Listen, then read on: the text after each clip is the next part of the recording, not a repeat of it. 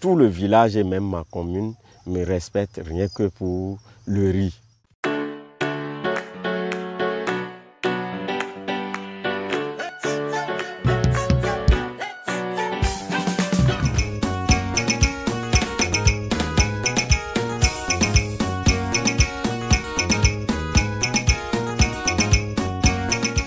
Avec l'orientation de la politique agricole au Bénin, depuis l'année 2016, la filière riz est une filière phare dans le pôle 3 de Naptangui, avec une diversification des productions des filières. Le nombre de producteurs dans le pôle 3 est de 8450, avec 92 coopératives. La superficie emblavée est de 20 850 hectares, dont le rendement par hectare est de 4 tonnes.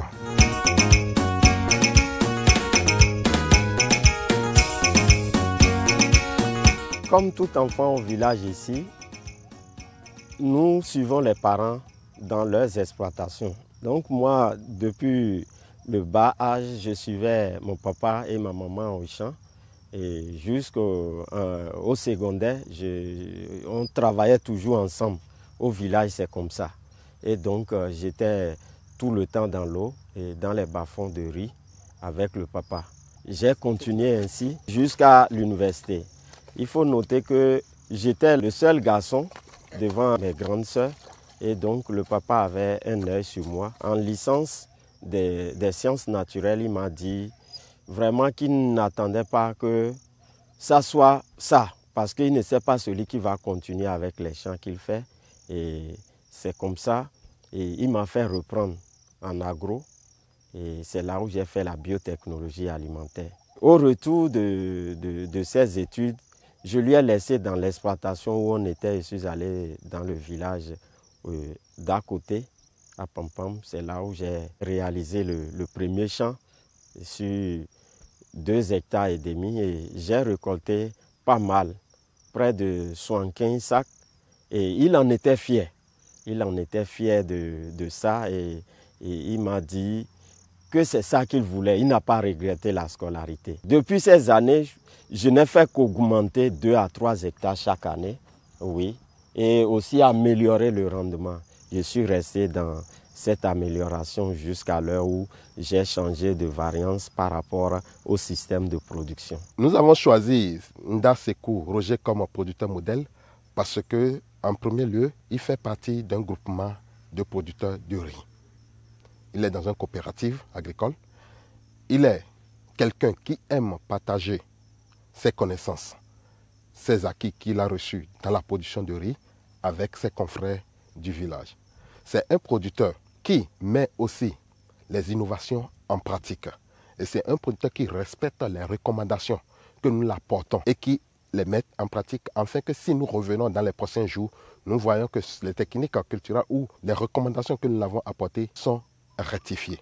C'est aussi un producteur qui emblave une superficie importante. Et ce n'est pas qu'il emblave seulement, mais il emblave cette superficie et il entretient cette superficie. C'est un producteur qui emblave au-delà de 15 hectares. Voire parfois cette année, il a un peu diminué la superficie. Sinon, l'année antérieure, il était au-delà de 16 hectares. J'ai commencé la production de riz avec 2,5 hectares et le rendement était autour d'1 tonne à l'hectare. Oui, je pensais que c'était le meilleur. Mais aujourd'hui, l'année écoulée, par exemple, j'ai fait un rendement de 64 tonnes sur environ 16 hectares et demi, 16 hectares 25. Et cette année, je sais que ce serait le maxi parce que j'ai plus amélioré les conditions de production. C'est dans cette remarque que nous l'avons choisi comme un producteur modèle. Ce qui me différencie avec les autres producteurs, c'est l'acceptation des innovations. Et pour la plupart de mes champs, je fais le repiquage, je mets le fumier organique. En dehors des champs sémenciers, pour la plupart, c'est comme ça. Il y a même le grand bas-fond où il y a de l'eau là-bas. On ne met pas de l'engrais même. Les gens viennent visiter tout le temps ce qu'on fait. Les amis qui sont autour, j'ai abrité l'année passée et surpassé les champs écoles où les gens viennent rien que pour voir comment on réplique les nouvelles technologies. Oui. Certains ont de limites, mais nous acceptons les exécuter avec ceux qui nous les apportent, on les évalue. Il y a cette possibilité ici aussi. Oui, c'est ça. J'emploie des permanents et des occasionnels. Les permanents actuellement, c'est 3 personnes. Les occasionnels, près de 17 personnes, oui, qui viennent travailler.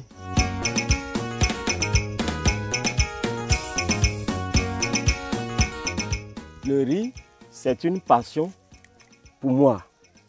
C'est à partir du riz que je m'en sors. C'est le riz qui me permet de vivre, c'est la vie pour moi. Les réalisations, la scolarité des enfants et consorts, c'est dans le riz.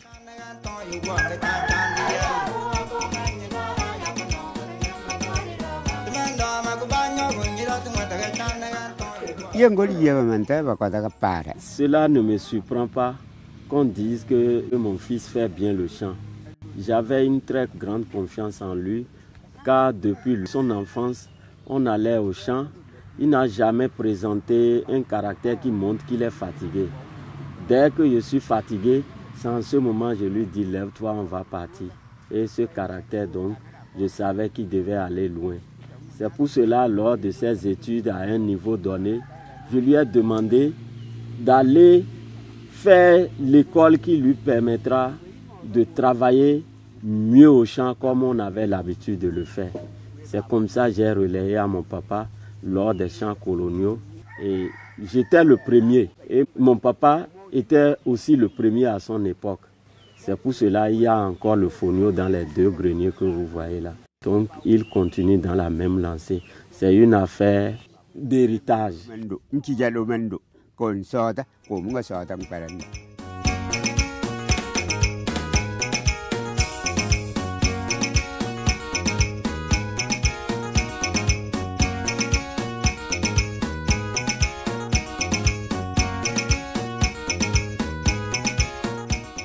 La relève est assurée. J'ai inscrit au lycée technique le jeune frère qui est en 5e position après moi, l'enfant à Mamarat, et qui était dévoué, qui me suivait dans les activités. Il s'investissait, j'ai compris très tôt, je lui ai inscrit au lycée technique. Et c'est d'ailleurs lui qui travaille avec les machines. Il coordonne les activités, lui-même, il laboure avec les machines. Et quant aux filles que j'ai et les petits garçons, tous les matins on est ensemble dans le bas-fond et elles travaillent comme si c'était vraiment, c'est de la passion pour eux. Et je sais que d'ici là, après un niveau d'études, je vais les aider aussi à se perfectionner dans cette production.